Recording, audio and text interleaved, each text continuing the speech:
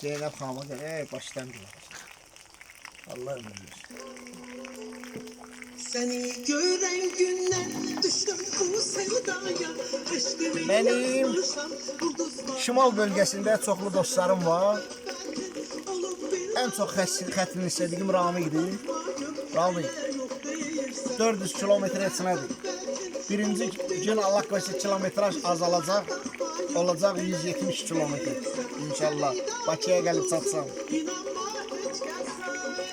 Bütün başlar Ramik sən olmaqla, bütün Susay, Xudat, Yalama, SDK-da olan dostlarımın sağlığına. Burada çox elə bilərlər, xanı qaçımı elə bilir, narla zadla burada. Ramik sağ ol abi, qardaşlıqdan eksik olmuyorsan.